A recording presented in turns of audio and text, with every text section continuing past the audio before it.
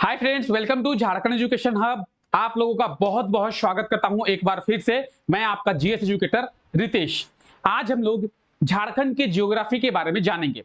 आप लोग देख रहे थे कि लगातार हम लोग इस क्लास के थ्रू झारखंड के ज्योग्राफी के बारे में समझने की कोशिश कर रहे थे और झारखंड के ज्योग्राफी के बारे में हम लोग समझ रहे थे। पिछले क्लास की बात करें तो पिछले क्लास में हम लोग झारखंड के रॉक्स के बारे में, झारखंड के चट्टानों के बारे में देखे थे और झारखंड जो है किस प्रकार की चट्टानों से बना हुआ है, झारखंड में कौन कौन सी चट्टान पाई जाती है, इन सब चीजों के ऊपर पिछले क्लास में हम लोग बात कर चुके थे। और झारखंड के रॉक्स के बारे में, झारखंड के चट्टानों के बारे में हम लोग पिछले क्लास में देखे थे। ठीक है, आज के क्लास में हम लोग क्या करने वाले हैं, तो आज के क्लास में हम लोग झारखंड के प्लेटू के बारे में यानी झारखंड के पठारी भाग के बारे में देखेंगे कि झारखंड जो है किस तरीके के पठारी भाग से बना हुआ है या फिर झारखंड का जो क्षेत्र है वो कैसा है। ठीक है, आइए समझते हैं। देखिए, जब भी पठारी भाग की बात की जाए तो झारखंड जो है बिहार से अलग हुआ है, ये तो आप लोग सभी जानते हैं। और बिहार से अलग होकर ही 15 नवंबर 2000 को वो हुआ था। ठीक है, तो बिहार से झारखंड का फॉर्मेशन हुआ था, बिहार से झारखंड को अलग किया गया था। इसका एक रीजन ये भी है कि दोनों का जो भौगोलिक स्थिति है, दोनों का जो जियोलॉजिकल एरिया है वो अलग अलग है। अगर बात करेंगे बिहार की तो आप लोग जानते होंगे बिहार जो है वो मैदानी इलाका है। बिहार की बात करें, बिहार में मैदानी भाग है, मैदानी इलाका है। आप देखते होंगे बिहार में आए दिन जो है बाढ़ आ जाती है। लेकिन वहीं अगर झारखंड की बात करें, झारखंड हमारा पठारी भाग है। झारखंड के ज्यादातर हिस्सों में आपको पठार देखने को मिलेगा।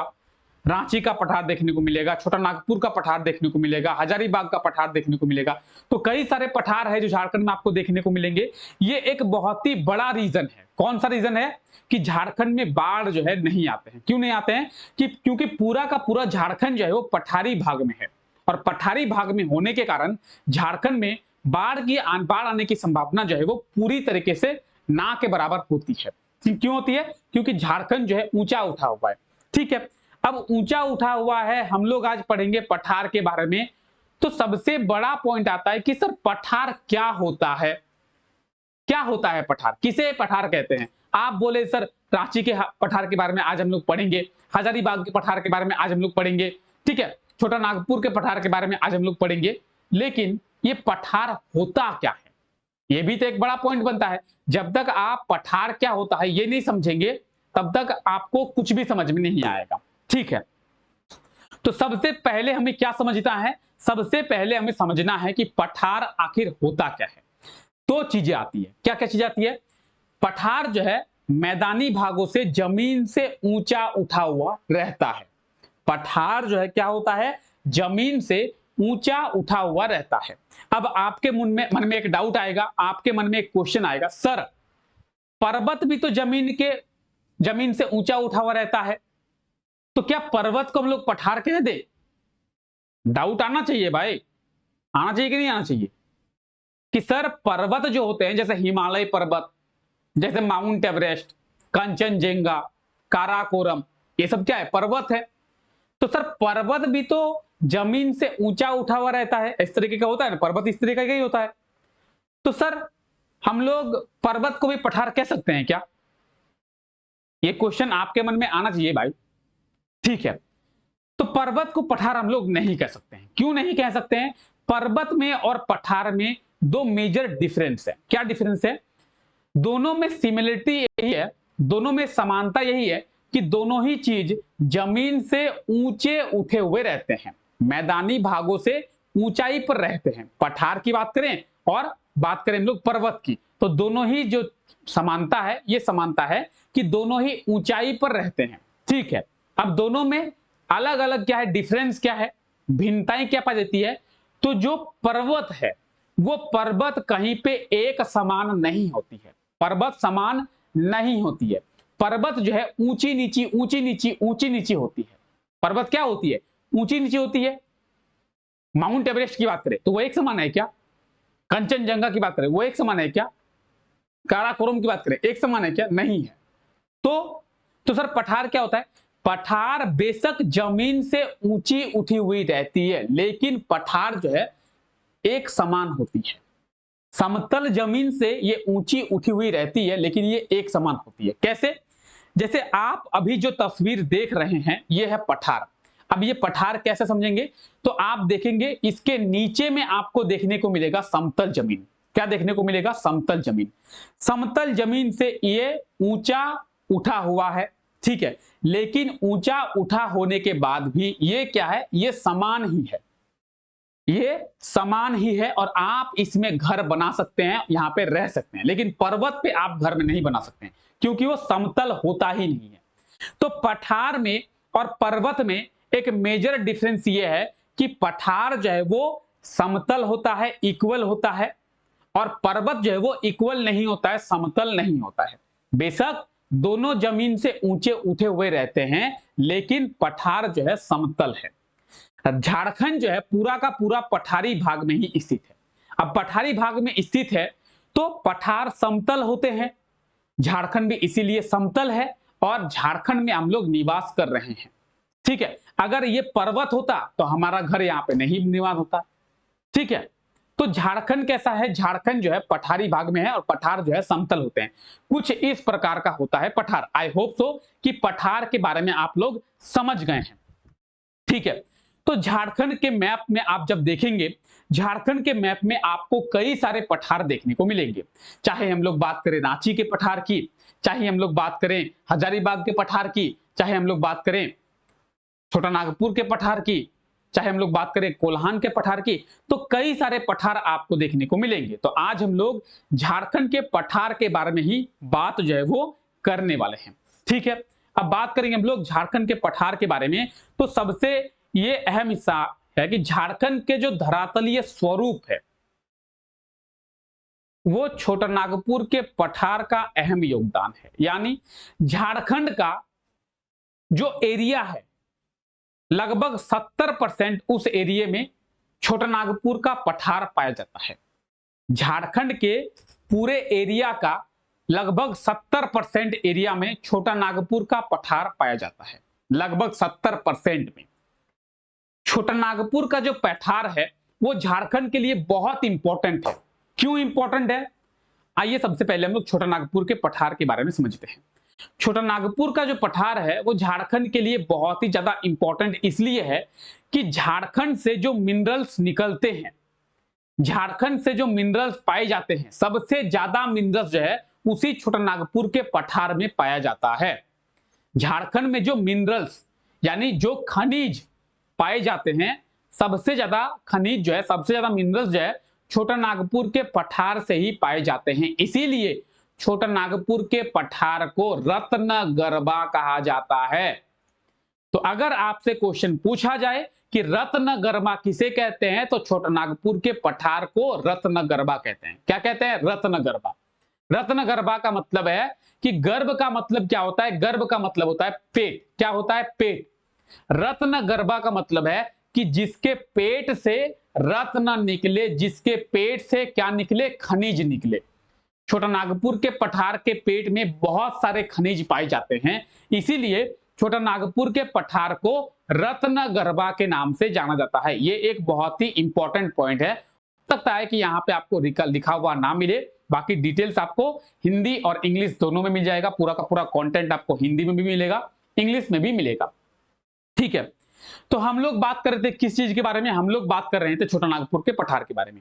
सबसे बड़ा पॉइंट तो यही है कि छोटा नागपुर का जो पठार है वो झारखंड में सबसे अधिक एरिया में फैला हुआ है।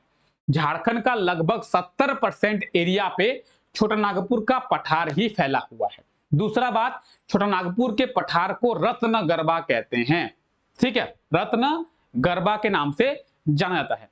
अगर छोटा नागपुर के पठार की ऊंचाई की बात करें, हाइट की बात करें, तो 760 मीटर, 760 मीटर जो है इसकी टोटल हाइट है, ठीक है।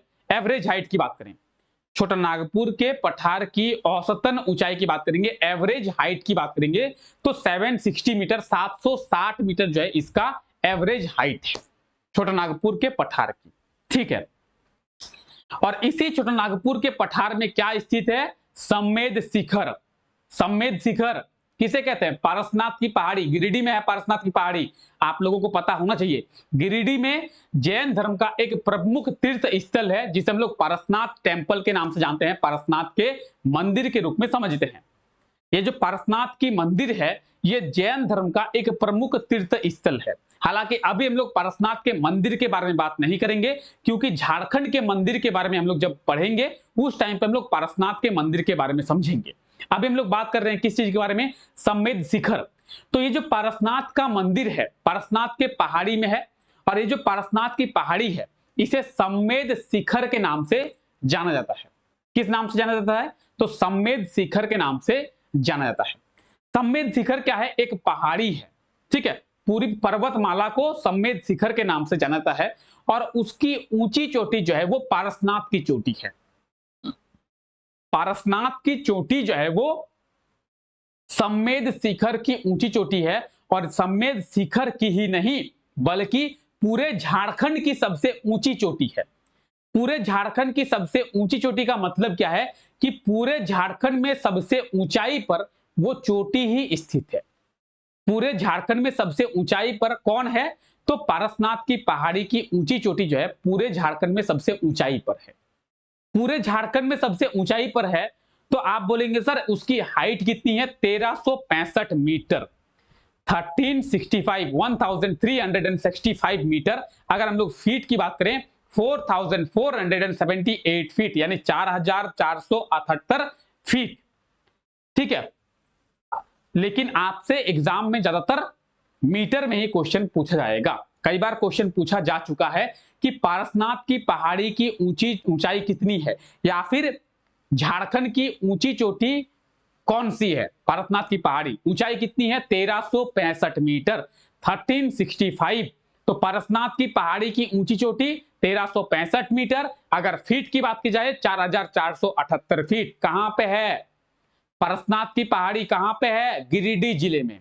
कहां पे है? गिरिडीह जिले में, ठीक है।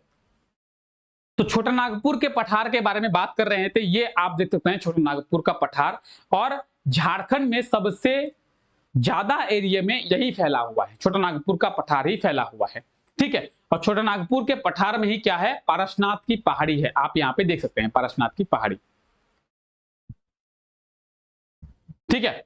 तो पारसनाथ की पहाड़ी, पारसनाथ की पहाड़ी की ऊंची चोटी 1365 मीटर। पारसनाथ कहां पे है? गिरिडीह जिले में स्थित है, ठीक है। तो हम लोग थोड़ा बहुत बात किए छोटा नागपुर के पठार के बारे में, ठीक है। आइए अब झारखंड के पाट प्रदेश के बारे में बात करते हैं। पाट प्रदेश, देखिए कंटेंट आपको यहाँ पे हिंदी में मिलेगा, और आप यहाँ पे इंग्लिश में आपको कंटेंट मिलेगा। तो इंग्लिश और हिंदी दोनों चीजें में आपको जो है दोनों लैंग्वेज में कंटेंट पूरा का पूरा मिल जाएगा, ठीक है। चलिए बात करते हैं पाट प्रदेश की। तो इसका जो विस्तार है वो झारखंड के वेस्ट में है, झारखंड के पश्चिम में है। अगर पाट एरिया की बात करें, पाट प्रदेश की बात करें, तो इसका जो विस्तार है वो आपको कहां देखने को मिलेगा? तो इसका जो एक्सपेंशन है, इसका जो विस्तार है वो झारखंड के वेस्ट में, झारखंड के पश्चिम में देखने को मिलेगा। अब आप ये झारखंड का मैप देख रहे हैं, और झारखंड के मैप में आपको पश्चिम कहां पे दिख रहा है? तो झारखंड के मैप में ये हो गया ईस्ट, ये हो गया वेस्ट। तो ये जो एरिया है, ये एरिया हो गया पाट प्रदेश का पश्चिम में, ठीक है। हम लोग समझेंगे आगे। तो झारखंड के मैप में आपको पश्चिम में देखने को मिलेगा पाट प्रदेश, ठीक है। तो आप लोग सबसे पहले साइड याद रखें, पारसनाथ के बाद इसकी ऊंचाई सर्वाधिक है। पारसनाथ के बाद अभी आपको क्या कहा गया कि झारखंड में सबसे ऊंचाई पर पारसनाथ की पहाड़ी स्थित है 1365 मीटर।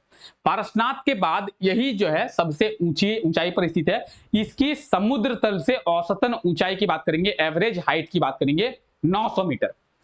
समुद्र तल से एवरेज हाइट की बात कर रहे हैं, एवरेज हाइट की 900 मीटर, और फीट की बात करेंगे 3000।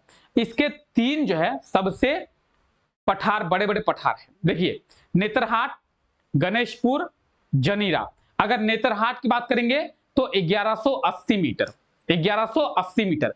यानी अगर हम लोग बात करें पारसनाथ की पहाड़ी की, तो पारसनाथ की पहाड़ी के बाद नेतरहाट पाट की ही ऊंचाई सर्वाधिक है। यानी नेतरहाट पाट की बात करेंगे, नेतरहाट कहां पे है? तो लातेहार वाले जिले में। तो नेतरहाट जो पाट है वो झारखंड का दूसरा सर्वाधिक है, दूसरा सर्वाधिक ऊंचाई वाला क्षेत्र। नेतरहाट पाठ जो है झारखंड का दूसरा सर्वाधिक ऊंचाई वाला क्षेत्र है। ठीक है, तो ये आपको इंग्लिश में और हिंदी में दोनों में आपको कंटेंट पूरा मिल जाएगा। ठीक है, अब झारखंड के वेस्ट की बात कर रहे हैं, तो ये हमारा झारखंड का ऊपर हम लोग क्या मानते हैं, तो ऊपर हम लोग मानते हैं नॉर्थ। ठीक है, नीचे हमारा हो गया साउथ, ये हमारा हो गया ईस्ट और ये हमारा हो गया वेस्ट। तो ये जो एरिया आप देख रहे हैं ये है झारखंड का पाठ प्रदेश ये। ठीक है, पेन का कलर कर लेते हैं चेंज ताकि आपको अच्छे से आ जाए समझ। इसको देते हैं मिटा और चलिए फिर से ड्रॉ करते हैं। ये जो एरिया है ये एरिया है पाठ प्रदेश का, ये वाला।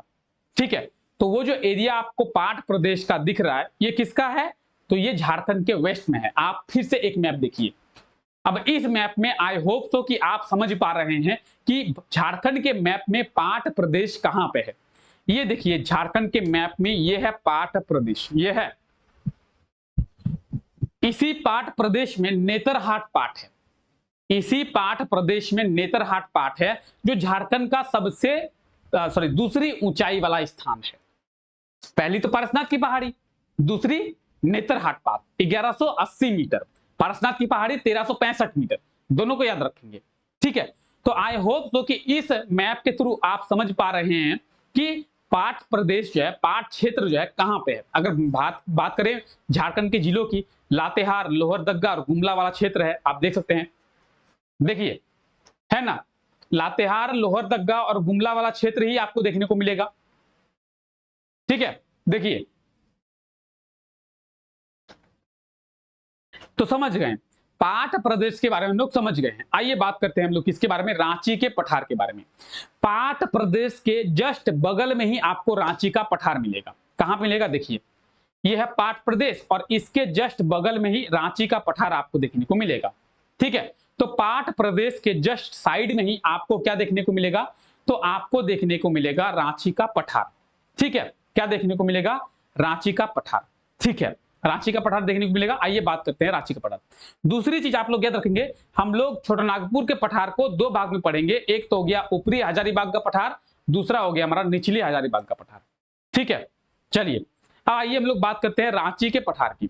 तो रांची का जो पठारी भाग है वो सबसे बड़ा पठारी भाग है। बड़ा, ऊंचा नहीं कहा जा रहा है, ऊंचा नहीं कहा जा रहा है, बड़ा। बड़ा का मतलब एरिया में, बड़ा का मतलब एरिया में। ठीक है, तो रांची का जो पठार है वो झारखंड का सबसे बड़ा पठारी भाग है। आप देख सकते हैं इसका एरिया दूसरे पठारी भागों से ज्यादा देखने को मिल रहा है। देखिए रांची के पठार का जो एरिया है वो ज्यादा देखने को मिल रहा है ना, इसीलिए रांची का जो पठार है वो क्या है, झारखंड का सबसे लगभग बड़ा पठारी भाग के रूप में हम लोग समझ सकते हैं। अब रांची के पठारी भाग की बात करेंगे, रांची के पठार की, तो ये एवरेज हाइट की बात करेंगे समुद्र तल से 600 मीटर यानी 1970 फीट। इसकी आकृति कैसी है, शेप कैसा है, चौकोर है। ठीक है, चौकोर शेप है यानी वर्गाकार है, स्क्वायर के शेप का है। ठीक है, आप देख सकते हैं रांची के पठार में ढाल होने के कारण नदियों के द्वारा यहां पे कई जलप्रपात का निर्माण किया जाता है। रांची, अब जलप्रपात का निर्माण कैसे होता है समझेंगे, पहले समझिए कि रांची का जो पठार है उसमें ढाल है। ढाल होने के कारण जो है यहाँ पे कई जलप्रपात का निर्माण नदियों के द्वारा किया जाता है, जैसे हुंडरू जलप्रपात, जसम जलप्रपात, जोन्हा जलप्रपात, ऐसे कई जलप्रपात जो है रांची में है। और रांची में कई जलप्रपात होने के कारण ही रांची को झरनों का शहर कहते हैं, सिटी ऑफ फॉल। रांची में बहुत सारे वाटरफॉल हैं और बहुत सारे वाटरफॉल होने के कारण ही रांची को सिटी ऑफ फॉल के नाम से भी जाना जाता है, झरनों का शहर कहते हैं। अब वाटरफॉल का निर्माण कैसे हो रहा है समझिए, ये हो गया पठारी भाग, नदी ऐसे बहते हुए आ रही है और इसके बाद अचानक यहाँ पे पठारी भाग खत्म हो जाता है, यहाँ पे है समतल जमीन। तो पानी जो है, नदी का पानी ऐसे आकर नीचे गिरता है। जब नदी का पानी ऐसे आकर नीचे गिरता है तो क्या होता है, जलप्रपात का निर्माण होता है। आई होप आप लोग नहीं समझेंगे, कोई दिक्कत नहीं है। देखिए नदी का पानी ऊपर से आ रहा है, ऊपर में ऊंचा उठा हुआ है पठारी भाग, वो रांची का पठार है। ठीक है। अब रांची का पठार खत्म हो जाता है और अचानक आपको देखने को मिलता है क्या, समतल जमीन। तो पानी जो है ऊपर से ऊपर में बह रही थी, रांची के पठार में बह रही थी, पठारी भाग में बह रही थी। अचानक क्या हुआ, पानी ऊपर से नीचे आई। जब ऊपर से पानी नीचे आई तो क्या निर्माण हुआ, जलप्रपात का निर्माण हुआ। तो इस तरीके से जलप्रपात का निर्माण होता है। समझ गए कि जलप्रपात का निर्माण कैसे होता है। जलप्रपात का निर्माण कुछ इस तरीके से होता है कि अचानक जो है पठारी भाग खत्म हो जाता है और समतल जमीन शुरू हो जाती है। पठारी भाग खत्म हो जाता है और समतल जमीन जब शुरू हो जाती है तो वो जो नदी है उस नदी का पानी ऊपर से नीचे गिरता है। नदी का पानी जब ऊपर से नीचे गिरता है तो इस तरीके से वाटरफॉल का फॉर्मेशन होता है, वाटरफॉल का निर्माण होता है, जलप्रपात का निर्माण होता है। तो रांची में कई सारे जलप्रपात हैं, दसम जलप्रपात, जोना जलप्रपात, हुंडू जलप्रपात, कई सारे जलप्रपात हैं। और कई सारे जलप्रपात होने के कारण ही रांची को झरनों का शहर कहते हैं, सिटी ऑफ फॉल के नाम से जाना जाता है। ठीक है, अब बात कर रहे हैं तब लोग रांची के पठार की। तो आप ये देख सकते हैं झारखंड के मैप में रांची का पठार देख सकते हैं। रांची का पठार देखिए है, रांची का पठार। अब रांची के पठार के विस्तार की बात करें तो आपको रांची में देखने को मिलेगा, आपको सिमडेगा में भी देखने को मिलेगा, आपको गुमला में भी देखने को मिलेगा, थोड़ा बहुत आपको खूंटी वाले इलाके में भी देखने को मिलेगा। तो बात करेंगे विस्तार की, आपको रांची में देखने को मिलेगा, आपको गुमला में मिलेगा, आपको थोड़ा बहुत सिमडेगा और खूंटी में भी देखने को मिलेगा। तो रांची का जो पठार है उसका विस्तार आपको देखिए रांची, खूंटी, सिमडेगा और गुमला में भी देखने को मिलेगा। ठीक है, तो ये आप समझ सकते हैं कि रांची के पठार का विस्तार कहां कहां पे है। ठीक है, तो आई होप आपको रांची का पठार समझ में आया होगा और जलप्रपात का निर्माण किस तरीके से होता है उसके बारे में भी आप अच्छे से समझ गए होंगे। ठीक है, आइए आगे बात करते हैं हम लोग हजारीबाग का पठार। अब ये जो हजारीबाग का पठार है इसे दो भागों में डिवाइड किया गया है। पहला भाग तो ये ऊपरी हजारीबाग का पठार और निचली हजारीबाग का पठार। अब देखिए ये जो ऊपरी हजारीबाग का पठार है ये नीचे है और निचली हजारीबाग का पठार है ये ऊपर में है। ठीक है, चीजें उल्टी है यहां पे समझिए। ऊपरी हजारीबाग का जो पठार है वो नीचे है और निचली हजारीबाग का जो पठार है वो ऊपर है। झारखंड के मैप की बात कर रहे हैं, झारखंड के मैप में निचला हजारीबाग का पठार ऊपर देखने को मिलेगा और ऊपर हजारीबाग का पठार जो है नीचे देखने को मिलेगा। तो ये उल्टा है, तो ऊपर नीचे आप लोग याद रखेंगे। हम लोग सबसे पहले ऊपरी यानी इसकी बात करेंगे, ऊपरी हजारीबाग के पठार की। आइए, तो ऊपरी हजारीबाग के पठार की बात करेंगे। इसका जो विस्तार है वो आपको पलामू में देखने को मिलेगा, चतरा में देखने को मिलेगा, हजारीबाग में भी देखने को मिलेगा। तो विस्तार आप लोग याद रखेंगे, इसका विस्तार जो है कहां पे है, चतरा में है, पलामू में है, हजारीबाग में है, हम लोग देखेंगे, अभी टेंशन ना ले। रांची के पठार के साथ ये जुड़ा हुआ था लेकिन दामोदर नदी के कारण धीरे धीरे ये कटकर अलग हो गया। ये नदी होगा, नदी। ठीक है, तो देखिए क्या हुआ था, रांची के पठार के साथ ही ये जुड़ा हुआ था लेकिन दामोदर नदी बहने के कारण ये रांची के पठार से कटकर अलग हो गया। इसका भी एवरेज हाइट जो है 600 मीटर है। ठीक है, चीजें आपको यहां पे देखिए, ये पूरा कंटेंट हिंदी में, ये पूरा कंटेंट आपको इंग्लिश में। ठीक है, देखिए ये रहा रांची का पठार।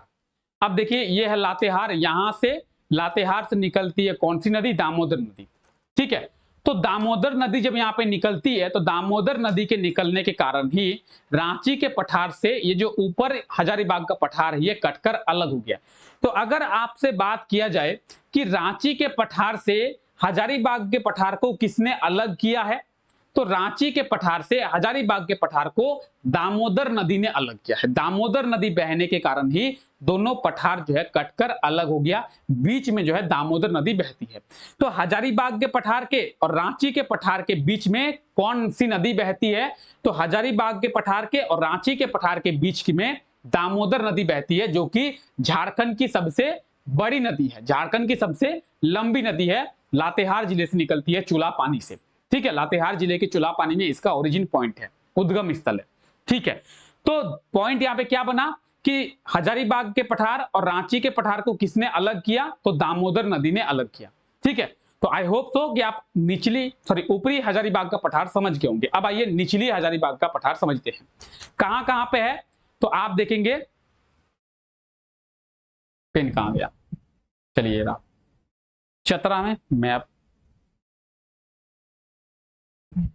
चतरा में, हजारीबाग में और थोड़ा बहुत आपको लातेहार में भी देखने को मिलेगा। ठीक है, देख सकते हैं। चलिए अब हम लोग बात करेंगे निचली हजारीबाग के पठार के बारे में। ठीक है, निचली हजारीबाग के बारे में, लोअर हजारीबाग प्लेटू के बारे में। ठीक है, अब लोअर हजारीबाग प्लेटू की बात करेंगे हम लोग, तो इसका जो विस्तार है वो झारखंड के उत्तर में है या फिर हजारीबाग के उत्तर जिले में है। झारखंड के भी उत्तर में ही है, निचली हजारीबाग का जो पठार है वो झारखंड के उत्तर में, अभी समझेंगे। ठीक है, छोटा नागपुर के पठार के बाहरी भाग में स्थित होने के कारण इसे बाह्य पठार के नाम से भी जाना जाता है। छोटा नागपुर के पठार के बाहरी भाग में स्थित होने के कारण इसे बाह्य पठार के नाम से भी जाना जाता है। इसके एवरेज हाइट की बात करेंगे तो 450 मीटर एवरेज हाइट है समुद्र तल से। ठीक है, और पारसनाथ की पहाड़ी इसी में स्थित है। ठीक है, यहाँ पे आपको हिंदी और इंग्लिश दोनों में कंटेंट मिलेगा। अब देखिए ये है निचला हजारीबाग का पठार। क्या है? निचला हजारीबाग का पठार। अब देखिए ये नॉर्थ है, तो झारखंड के कौन से साइड में है? ये झारखंड के नॉर्थ में है, झारखंड के उत्तर में है। आप देख सकते हैं कि झारखंड के उत्तर में ही ये फैला हुआ है। अगर बात करेंगे हम लोग जिले की, तो कौन कौन से जिले में है? चतरा, गिरिडीह और हजारीबाग। आप ये देख सकते हैं। ठीक है, ये है चतरा, ये है गिरिडीह, ठीक है, हजारीबाग। तो चतरा, गिरिडीह और हजारीबाग के क्षेत्र में ये जो है फैला हुआ है। ठीक है, देख सकते हैं चतरा, गिरिडीह और हजारीबाग के क्षेत्र में ये जो है फैला हुआ है। कौन? निचली हजारीबाग की पठार। ठीक है, ऐसे बाह्य पठार के नाम से भी जाना जाता है। यहां तक क्लियर है? आइए आगे देखते हैं। राजमहल की पहाड़ियां, राजमहल की पहाड़ियां झारखंड के नॉर्थ ईस्ट में है, उत्तर पूर्व में है, झारखंड के उत्तर पूर्व में। यानी बात करेंगे झारखंड की मैप की, तो झारखंड के मैप में इसे हम लोग राजमहल और संथाल परगना के नाम से जानते हैं। तो यही क्षेत्र है जो झारखंड का नॉर्थ ईस्ट है, और यहीं पे आपको राजमहल हिल्स देखने को मिलेगा, राजमहल की पहाड़ी आपको देखने को मिलेगी। तो इंग्लिश हिंदी दोनों में कंटेंट है पूरा। ठीक है, तो उस वाले क्षेत्र में आपको राजमहल हिल्स मिलेगा। यानी ये झारखंड के कौन से साइड में है? ये जो है झारखंड के उत्तर पूर्वी भाग में है। कौन से साइड में है? ये झारखंड के उत्तर पूर्वी भाग में है, और ये जो है असमान है, यानी ये समान नहीं है, ये प्लेन नहीं है, ये इक्वल नहीं है। इसमें आपको ऊंची नीची देखने को मिलेगी। तो ये जो है राजमहल का जो पहाड़ है, राजमहल की पहाड़ियां हैं, राजमहल हिल्स है, वो आपको देखने को मिलेगी ऊंची नीची, असमान है, ये समान नहीं है। जैसे अब तक हम लोग छोटा नागपुर के पठार यानी हजारीबाग के पठार के बारे में बात किए, रांची के पठार के बारे में बात किए, पाट क्षेत्र के बारे में बात किए, तो वो सभी समान थे, लेकिन ये जो है समान नहीं है। इसके समुद्र तल से एवरेज हाइट की बात करेंगे 150 से 300 मीटर। 150 से 300 मीटर का मतलब क्या है? एक बार आप लोग देख लें, 150 से 300 मीटर का मतलब क्या है? तो आपको अभी कहा गया क्या कि ऊंची नीची है, ऊंची नीची है। कहीं पे 150, कहीं पे 300, कहीं पे 150, कहीं पे 300, कहीं पे 180, कहीं पे 270, कहीं पे 150, कहीं पे 300, कहीं पे 180, कहीं पे 270, कहीं पे 250। ठीक है, तो इस तरीके से आपको देखने को मिलेगा, एक समान नहीं है, तो ऊंची नीची है, इसीलिए 150 से 300 मीटर तक आपको देखने को मिलेगी इसके एवरेज हाइट की। ठीक है, बिहार के कैमूर की पहाड़ियों तक ये फैला हुआ है। ये राजमहल की जो पहाड़ी है, ये बिहार के कैमूर के पहाड़ियों तक फैला हुआ है। इसका जो विस्तार है, एक्सपेंशन है, वो साहिबगंज, गोड्डा, पाकुड़, देवघर और दुमका में है। ठीक है, साहिबगंज, गोड्डा, पाकुड़ और दुमका तक ये फैला हुआ है। साथ ही साथ ये जो है टोटल 200 किलोमीटर स्क्वायर तक फैला हुआ है। कितना? 200 किलोमीटर स्क्वायर तक ये फैला हुआ है। ठीक है, राजमहल की पहाड़ियां देख सकते हैं, राजमहल की पहाड़ियां, ये वाला है राजमहल की पहाड़ी। तो साहिबगंज, गोड्डा, पाकुड़, दुमका, देवघर, इन सब जिलों में ये फैला हुआ है, और बिहार के कैमूर की पहाड़ियों तक ये जो है वो फैला हुआ है। ठीक है, टोटल अगर इसके एरिया की बात करेंगे 200 किलोमीटर स्क्वायर इसका एरिया है, 200 किलोमीटर स्क्वायर तक ये फैला हुआ है। कौन? राजमहल की पहाड़ियां। ठीक है, तो कहां कहां तक फैला हुआ है? दुमका में, गोड्डा में, साहिबगंज में, पाकुड़ में, हाँ, देवघर में, इन क्षेत्र में ये फैला हुआ है। इन क्षेत्र में इसका एक्सपेंशन आपको देखने को मिलेगा। ठीक है।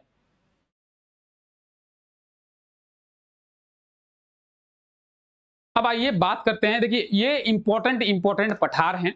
ठीक है, आप समझ गए होंगे। आइए थोड़ी बात करते हैं जो बचे हुए हैं। गंगा नदी बेसिन के बारे में बात करेंगे। तो गंगा नदी बेसिन क्या है? गंगा नदी जहां से बहती है, तो गंगा नदी बेसिन हम लोग झारखंड के नदियों के साथ पढ़ेंगे। गंगा नदी बेसिन के बारे में अभी हम लोग बात करेंगे नहीं। दामोदर नदी बेसिन की बात करेंगे। तो दामोदर नदी बेसिन हम लोग जब दामोदर नदी पढ़ेंगे, झारखंड के नदियों के बारे में पढ़ेंगे, उस टाइम पे देखेंगे दामोदर नदी, देखेंगे दामोदर के सहायक नदियों के बारे में देखेंगे, दामोदर नदी कहां से निकलती है इसके बारे में बात करेंगे।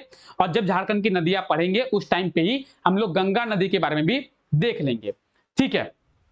उसके बाद हम लोग बात करेंगे किसकी? तो सिमडेगा के पठार की। सिमडेगा का पठार सिमडेगा जिले में है और ये ज्यादा इंपॉर्टेंट नहीं है। अगर आपसे पूछा जाए कि सिमडेगा का पठार कहां पे है, तो सिमडेगा जिले में है और ये सिमडेगा जिले में ही केवल फैला हुआ है, इसलिए ये हमारे लिए ज्यादा इंपॉर्टेंट नहीं है। कोल्हान की पहाड़ी की बात करें या फिर चाईबासा की पहाड़ी की बात करें, पश्चिमी सिंहभूम जिले में स्थित है। आप कोल्हान और चाईबासा दोनों से ही याद रख सकते हैं कि कहां पे फैला हुआ है। ये पश्चिमी सिंहभूम में यानी वेस्ट सिंहभूम में फैला हुआ है। ठीक है। तो ये हमारे लिए ज्यादा इंपॉर्टेंट नहीं है। हमारे लिए ज्यादा इंपॉर्टेंट जो था उसके बारे में बात किए हैं। अब हम लोग नेक्स्ट क्लास में झारखंड के मिट्टी के बारे में पढ़ेंगे। उसके बाद हम लोग झारखंड के नदियों के बारे में पढ़ेंगे। उसके बाद हम लोग झारखंड के जो वाइल्ड लाइफ सेंचुरी है उसके बारे में पढ़ेंगे। तो अभी हमारे कई सारे क्लास हैं जो होने को है और कई सारे क्लासों में हम लोग झारखंड ज्योग्राफी को धीरे धीरे जो है कंप्लीट करने का प्रयास करेंगे। ठीक है। तो फिलहाल आज के लिए हम लोग यही रखते हैं। ठीक है। आज हम लोग मेनली झारखंड के पठारी भाग के बारे में देखें। और अगर बात करेंगे झारखंड के पठारी भाग की, तो सबसे ऊंची चोटी आप लोग याद रखें, पारसनाथ की पहाड़ी झारखंड की सबसे ऊंची चोटी है। गिरिडीह जिले में ये स्थित है। इसकी ऊंचाई जो है 1365 मीटर है। फीट की बात करेंगे 4478 फीट इसकी ऊंचाई है। झारखंड का दूसरा सबसे ऊंचा भाग जो है नेतरहाट का पठार है या फिर नेतरहाट का पाट प्रदेश हम लोग कह सकते हैं कि नेतरहाट का जो पाट है वो झारखंड का सबसे दूसरा ऊंचा चोटी है। 1180 मीटर जो है उसकी ऊंचाई है। ठीक है। तो पारसनाथ की पहाड़ी 1365 मीटर, झारखंड की सबसे ऊंची चोटी, उसे सम्मेद शिखर के नाम से भी जाना जाता है। और नेतरहाट का जो पाट है 1180 मीटर, झारखंड की दूसरी ऊंची चोटी। ठीक है। तो इस चीज को आप लोग याद रखेंगे। ठीक है। चलिए, तो फिलहाल आज के लिए हम लोग यहीं तक रखते हैं। आई होप सो कि आज का ये क्लास आप लोगों को अच्छा लगा होगा। अगर आज का ये क्लास आप लोगों को अच्छा लगा है तो प्लीज क्लास को लाइक कर दे और डेली इस क्लास पे बने रहें। हम लोग डेली इस क्लास के थ्रू झारखंड के ज्योग्राफी को आहिस्ते आहिस्ते कंप्लीट करेंगे। ठीक है। तो आप लोगों का बहुत बहुत शुक्रिया। मिलते हैं कल सुबह 9 बजे इसी क्लास के साथ कुछ नए पॉइंट्स के साथ में। तब तक के लिए आप लोगों का बहुत बहुत शुक्रिया। Take care, bye bye.